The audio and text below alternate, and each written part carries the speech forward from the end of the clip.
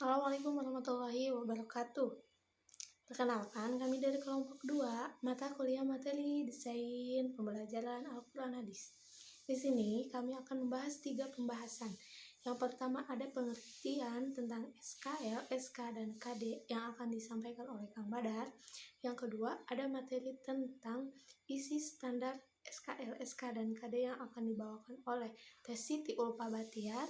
Dan yang ketiga ada materi analisis SKL, SK, dan KD mata pembelajaran Al-Quran Hadis yang akan disampaikan oleh Dini Nurhaini, saya sendiri. Baik teman-teman, kita simak materinya. Tentang pengertian SKL, SK, dan KD pada pengertian pada pelajaran Al-Quran Hadis. Dalam peraturan Menteri Pendidikan dan Kebudayaan atau juga bisa juga disebut dengan Pendikbud. Nah, Pendikbud itu nama panjangnya itu adalah Pendidikan dan Kebudayaan. Pada tahun 2016 tentang standar kompetensi lulusan atau KD pada menengah ke atas, menengah ke bawah, atau juga bisa juga disebut dengan menengah kejuruan, bahwa pendidikan dasar standar kompetensi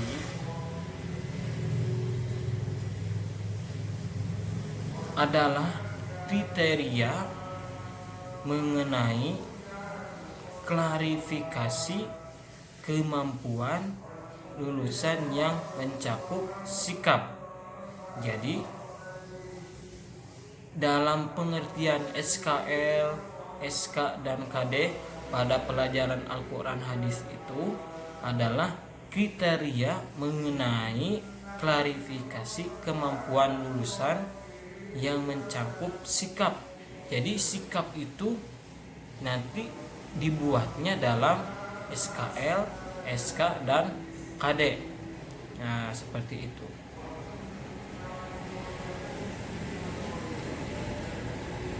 Pengetahuannya, jadi sebagai pengetahuan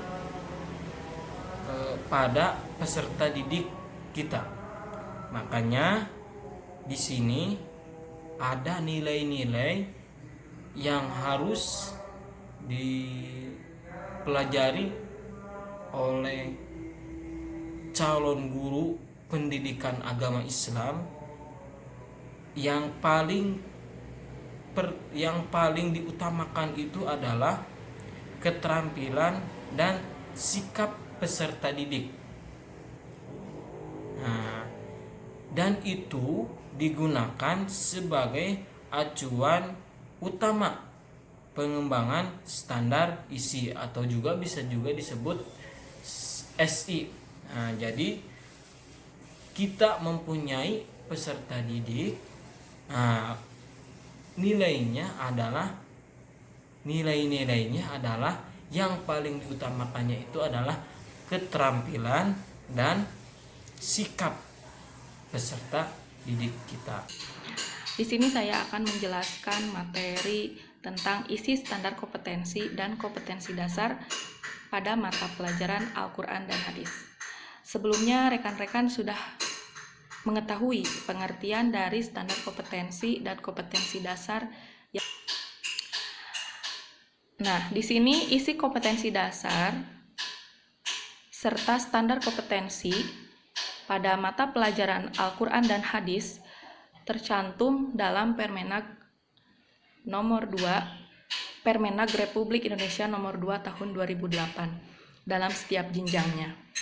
Yang pertama pada jenjang madrasah ibtidaiyah, di mana standar kompetensinya siswa harus bisa membaca, menghafal, menulis ayat-ayat Al-Quran atau surat-surat pendek seperti Al-Fatihah, An-Nas, Al-Ikhlas. Selain itu harus bisa memahami arti dan mengamalkan hadis yang berhubungan dengan surat-surat pendek tersebut. Nah, itu tadi standar kompetensinya. Sedangkan kompetensi dasarnya itu lebih mengkerucut lagi, di mana siswa harus bisa membaca seperti apa sih? Tentunya membaca dengan fasih dan benar. Nah, di sini siswa harus bisa membaca surat-surat pendek tersebut dengan fasih dan benar, tentunya dengan diajarkan tajwidnya berdasarkan setiap jenjang pada madrasah ibtidaiyah. Kedua, meningkatkan pemahaman Al-Quran. Misalnya di dalam surat Al-Fatihah, surat-surat pendek, dan penerapan cara membacanya, dan tentunya harus bisa mengetahui apa makna dari surat tersebut. Selain itu, memahami isi kandungannya. Dan pada jenjang sanawiyah, siswa juga harus bisa memahami hadis-hadis yang berkaitan dengan surat tersebut atau isi kandungan pada surat yang dijadikan materi oleh pendidik. Nah, dan untuk jenjang yang ketiga yaitu pada madrasah aliyah. Sama, itu juga termaktub di dalam Permenag RI nomor 2 tahun 2008, di mana di sini dijelaskan ini lebih kompleks lagi ya, lebih kompleks dari madrasah sanawiyah. Di sini peserta didik di tingkatan madrasah aliyah harus bisa memahami isi pokok Al-Quran, fungsi-fungsi serta bukti kemurniannya, dan juga fungsi hadis terhadap Al-Quran. Selain itu, harus bisa mengetahui pembagian hadis ditinjau dari berbagai segi kuantitas ataupun kualitasnya, seperti apakah hadis itu sahih atau tidak, hasan, seperti itu ya. Dan yang kedua, memahami dan mengamalkan ayat-ayat Al-Quran dan hadis tentang manusia dan tanggung jawabnya di muka bumi ini. Oke, materi yang ketiga yaitu adalah analisis SKL, SK, dan KD, mata pelajaran Al-Quran hadis. Nah, di sini analisis SKL, SK, dan KD itu merupakan suatu kegiatan untuk menguraikan keterkaitan antara di mana SKL, SK, dan KD atas berbagai bagian-bagiannya. Kemudian menelaah bagian sendiri ya, serta hubungan antara bagian untuk memperoleh berbagai informasi pedagogis yang berguna untuk membuat perencanaan pembelajaran yang benar. Nah, jadi sebagaimana telah kita ketahui ya, bahwa analisis SKL, SK, dan KD ini adalah merupakan titik awal perencanaan pembelajaran. Jadi kita itu harus, bahkan perlu banget untuk merencanakan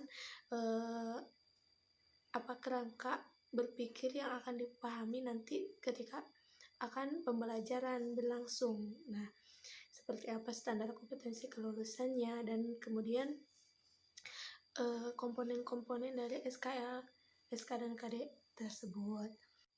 Nah, di dalam hasil analisis SKL, SK, dan KD itu akan menjaminkan keselarasan KD dan SKL-nya tersebut, yang dimana akan nantinya akan ada sehingga pengembangan pembelajaran itu yang dibuat guru benar-benar akurat ya, dan sesuai dengan standar kompetensi kelulusan.